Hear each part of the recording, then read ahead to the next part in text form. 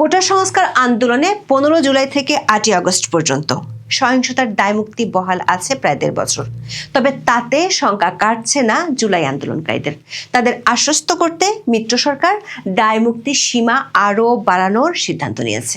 এর কারণ হিসেবে সাম্প্রতিক এমন দুটি ঘটনাকে সামনে আনা হয়েছে যার সঙ্গে জুলাই আন্দোলনের সরাসরি কোনো সম্পর্ক নেই, বরং আছে আইনের হাত কেটে ফেলে ক্ষমতার দাপটের ঘনিষ্ঠ যোগাযোগ। সরকারের শীর্ষ পর্যায় থেকে আইন ও বিচার ব্যবস্থার উপর সরাসরি প্রভাবের অভিযোগ উঠেছে। এই দুই ঘটনাকে কেন্দ্র করে জুলাই আন্দোলনকারীদের সম্পূর্ণ দায়মুক্তির সিদ্ধান্ত নিয়ে উঠেছে প্রশ্ন।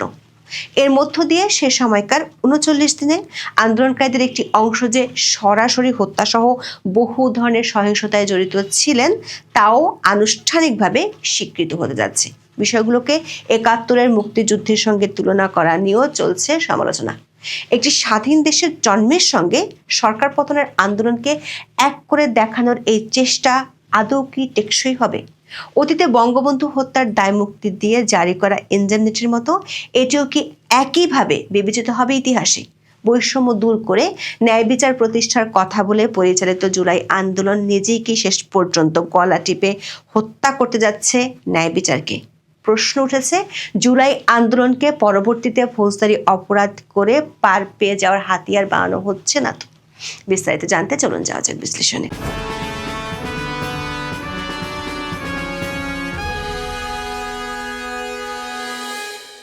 আওয়ামী লীগ সরকার পতনের পর 2024 সালের 8 আগস্ট ক্ষমতা নেয় ডক্টর মোহাম্মদ ইউনূসের নেতৃত্বাধীন অন্তর্বর্তী সরকার। এর 2 মাসের মাথায় স্বরাষ্ট্র মন্ত্রণালয়ের বিবৃতিতে জানানো হয়, গণ অভ্যুত্থানকে সফল করতে যেসব ছাত্র জনতা সক্রিয়ভাবে আন্দোলনের মাঠ থেকে কাজ করেছেন তাদের বিরুদ্ধে 15 জুলাই থেকে 8 আগস্ট পর্যন্ত সংগঠিত গণ অভ্যুত্থান সংশ্লিষ্ট ঘটনার জন্য কোনো মামলা, গ্রেপ্তার বা হয়রানি করা হবে না। জুলাই আন্দোলনের সময় সরকার বিরোধী বহু মানুষ রাস্তায় প্রাণ হারান, আহত হন কয়েক হাজার। সে সময়ের প্রতিটি ঘটনায় সারা দেশে সাবেক সরকারের শীর্ষ নেতৃত্ব সহ আওয়ামী লীগ নেতাকর্মীদের বিরুদ্ধে মামলা হয়েছে। এর মধ্যে আন্তর্জাতিক অপরাধ আদালতে চলা একটি মামলায় শেখ হাসিনার ফাঁসির রায়ও হয়েছে। তবে একই সময় সিরাজগঞ্জের 13 জন পুলিশ সহ অন্তত 44 জন পুলিশ সদস্যকে হত্যার ঘটনা ঘটে। জাতিসংঘ প্রতিবেদনে আওয়ামী লীগের বেশ কয়েকজন নেতা কর্মীকে হত্যার তথ্য রয়েছে। যশোরে হোটেল জাবির ইন্টারন্যাশনালে দেয়া আগুনে পুড়ে মারা যান 24 জন। এমন বহু সহিংসতার ঘটনা ঘটে দেশের বিভিন্ন জায়গায়। থানা জ্বালিয়ে দেওয়ার পাশাপাশি লুট করা হয় বিপুল আগ্নেয়াস্ত্র, যেগুলোর মধ্যে 1350 অস্ত্র এত দিনেও উদ্ধার করা যায়নি। 2024 সালের 14 অক্টোবর স্বরাষ্ট্র মন্ত্রণালয় থেকে পাঠানো একটি বিজ্ঞপ্তিতে বলা হয়েছিল, জুলাই আন্দোলনে যারা অংশ নিয়েছিল তাদের বিরুদ্ধে 15 জুলাই থেকে 8 আগস্ট পর্যন্ত সংগঠিত জুলাই আন্দোলনের ঘটনার জন্য কোনো মামলা, গ্রেপ্তার বা হয়রানি করা হবে না। এসব ঘটনার দায়মুক্তি বহাল আছে প্রায় 1.5 বছর ধরে। গত বছরের শুরুর দিকে সরকারের পক্ষ থেকে এ ব্যাপারে একটি অধ্যাদেশ জারির উদ্যোগ নেওয়া হলেও অজ্ঞাত কারণে সেটি হিমাগারে চলে যায়। তবে এর বদলে আসে জুলাই সনদ। জুলাই সনদকে সংবিধান ও আইনের উপর প্রাধান্য দেওয়ার বিরুদ্ধে শুরুতে কঠোর অবস্থান নেয় বিএনপি। তবে সেই অবস্থান রাতারাতি বদলে যায় সনদে সই করার ঠিক আগ মুহূর্তে। সনদে সই করার ঠিক আগে সংশোধন করা হয় 5ম দফা। জুলাই আন্দোলনকারীদের আইনি সুরক্ষার অঙ্গীকার যোগ করা হয়। এতে বলা হয়, তাদের আইনগত দায়মুক্তির পাশাপাশি মৌলিক অধিকার সুরক্ষা ও নিরাপত্তা নিশ্চিত করা হবে। এ বিষয়ক প্রস্তাবটি নিজের ফেসবুকে তুলে ধরেন বিএনপির স্থায়ী কমিটির সদস্য সালাউদ্দিন আহমেদ। পোস্টে তিনি জুলাই আন্দোলনের সময় পুলিশ সহ আইন শৃঙ্খলা রক্ষাকারী বাহিনীর সদস্যদের হত্যার বিচার বন্ধের দাবি জানান। এমনকি পুলিশ বাহিনীর সদস্যদের তিনি তুলনা করেন হানাদার বাহিনীর সঙ্গে। সালাউদ্দিন আহমেদ লেখেন, 2024-এর ছাত্র গণ অভ্যুত্থানের সময় আওয়ামী লীগ ফ্যাসিস্ট বাহিনী এবং তাদের অনুগত কতিপয় আইন শৃঙ্খলা বাহিনীর সদস্য নিরীহ নিরস্ত্র আন্দোলনকারী ছাত্র জনতার উপর হানাদার বাহিনীর মতো ঝাঁপিয়ে পড়ে নির্বিচারে গণহত্যা চালায়। তবে জনগণের প্রতিরোধের মুখে হানাদার বাহিনীর কিছু লোকও প্রাণ হারায়। তারা গাদ্দার, বিশ্বাসঘাতক। প্রশ্ন হলো, জুলাই সনদের সব পক্ষের অঙ্গীকারের পরেও কেন ভরসা রাখতে পারছে না সরকার এবং আন্দোলনকারীরা? কেন শেষ মুহূর্তে তড়িঘড়ি করে অধ্যাদেশ জারি করতে হচ্ছে? স্বরাষ্ট্র উপদেষ্টা জাহাঙ্গীর আলম চৌধুরীর সভাপতিত্বে ৬ জানুয়ারি আইন শৃঙ্খলা সংক্রান্ত উপদেষ্টা পরিষদ কমিটির বৈঠক হয়। সেখানে আইন মন্ত্রণালয়কে দ্রুত দায় মুক্তির অধ্যাদেশের খসড়া তৈরির নির্দেশ দেওয়া হয়েছে। সংবাদ মাধ্যমগুলো জানায়, ১৯৭১ সালের মুক্তিযুদ্ধের পর মুক্তিযোদ্ধাদের যেভাবে আইনি সুরক্ষা বা দায়মুক্তি দেওয়া হয়েছিল, ২০২৪ সালের ১ জুলাই থেকে ৮ আগস্ট পর্যন্ত গণ অভ্যুত্থানের সব কর্মকাণ্ডের জন্য জুলাই যোদ্ধাদের সেভাবে সুরক্ষা দেওয়া হবে। এর দুদিন আগে বৈষম্য বিরোধী ছাত্র আন্দোলনের নেতারা ৩ দফা দাবি তোলেন। এর একটি ছিল ২০২৪ সালের ১ জুলাই থেকে ৮ আগস্ট পর্যন্ত আন্দোলনকারীদের সব কর্মকাণ্ডের দায়মুক্তি। এ সংক্রান্ত অধ্যাদেশ ২৪ ঘন্টার মধ্যে জারির সময়সীমা বেঁধে দেওয়া হয়। এমন আলটিমেটাম এবং তারপরে মিত্র সরকারের দ্রুত পদক্ষেপের বহু নজির গত ১.৫ বছরে দেখা গেছে। এবারও সেই একই দৃশ্যের অবতারণা দেখা যাচ্ছে। আর এবারের দৃশ্যপট আবির্ভূত হয়েছে এমন দুটি ঘটনার প্রেক্ষাপটে, যার সঙ্গে জুলাই আন্দোলনের সরাসরি কোনো সম্পর্ক নেই। সম্প্রতি জুলাই যোদ্ধা পরিচয় দেয়া তাহরিমা জান্নাত সুরভী এবং বৈষম্য বিরোধী ছাত্র আন্দোলনের হবিগঞ্জের সাধারণ সম্পাদক মাহাদী হাসানকে গ্রেপ্তার করে পুলিশ। মাহাদীর বিরুদ্ধে সম্প্রতি থানায় গিয়ে পুলিশকে হুমকি দেওয়ার অভিযোগ উঠেছে। আর সুরভী গ্রেপ্তার হন চাঁদাবাজির অভিযোগের মামলায়। তবে দুটি ক্ষেত্রেই সরকার সমর্থকদের চাপের মুখে তারা জামিনে মুক্তি পান। সুরভীর ক্ষেত্রে আইন উপদেষ্টা ফেসবুকে পোস্ট দিয়েও নজির করেছেন। তার ওই পোস্টের পর রিমান্ডে পাঠানোর আদালতের আদেশ বদলে জামিন দিতে দেখা যায়।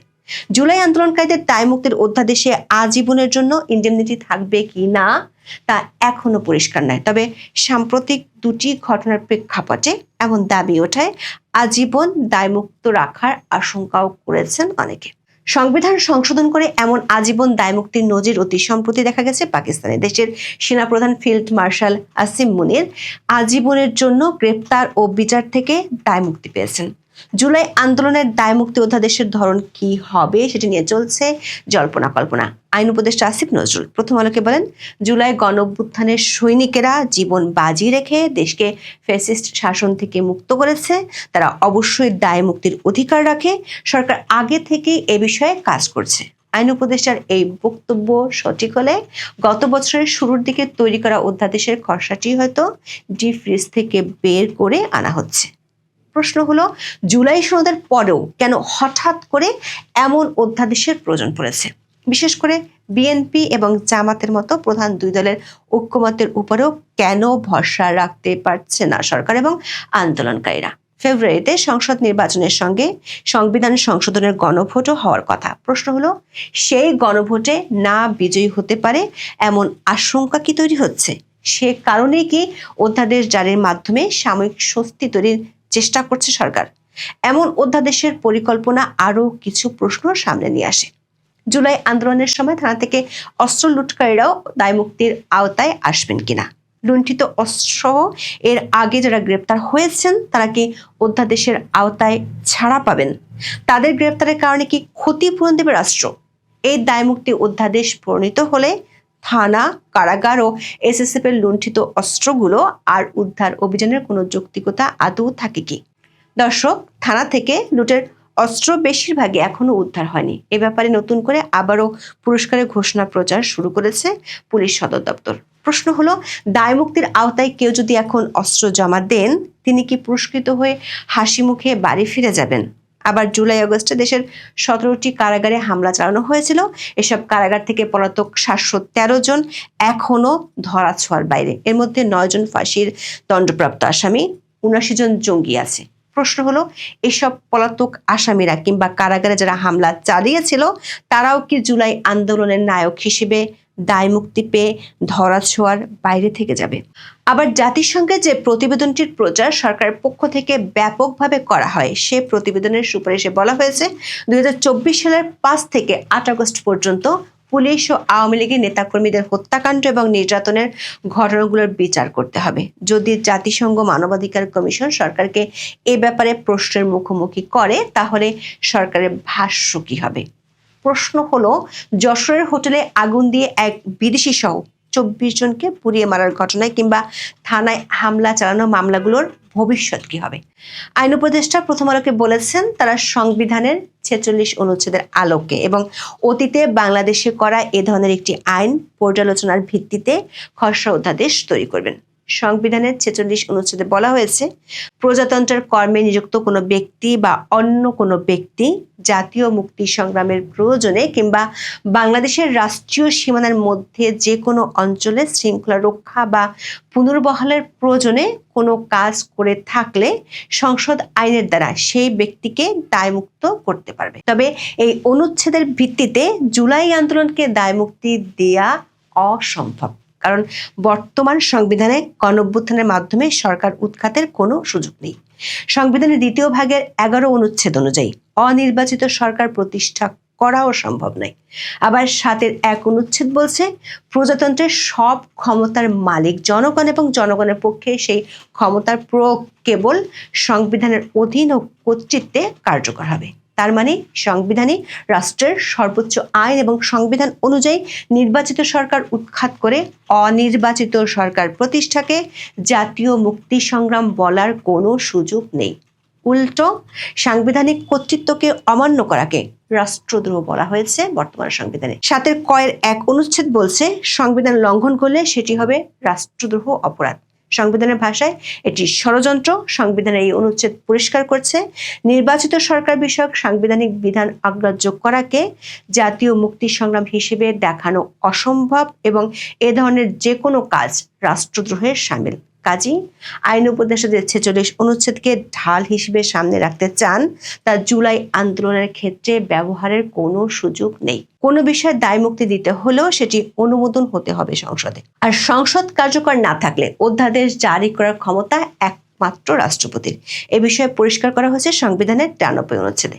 সেখানে বলা হয়েছে, সংসদ ভেঙে গেলে কোনো সময় রাষ্ট্রপতির কাছে যদি প্রয়োজন মনে হয় তাহলে তিনি অধ্যাদেশ জারি করতে পারেন। তবে সেই অধ্যাদেশও এমন কোনো বিধান করা যাবে না যা সংবিধানের সাথে সাংঘর্ষিক। এমনকি সংবিধানের কোনো বিধান বদল বা রদ করা যাবে না। তার মানে অধ্যাদেশ জারির এখতিয়ার রাষ্ট্রপতির হলেও তার পক্ষেও এটি জারি করার বৈধতা নেই, কারণ বিষয়টি সংবিধানের মৌলিক বিধানের পরিপন্থী। প্রশ্ন হলো, সংবিধানকে কথায় কথায় সামনে এনে অসাংবিধানিক পথে হাঁটা অন্তর্বর্তী সরকার কিভাবে এই অধ্যাদেশ দেবে? এটি কি শুধুই একটি ছেলে বোলানো খেলা, নাকি বিশেষ কোনো লক্ষ্যে এগোনোর চেষ্টা? এখন এ পর্যন্ত। সবাই ভালো থাকুন, সুস্থ থাকুন, নিরাপদে থাকুন। দেখা হবে আগামী পর্বে।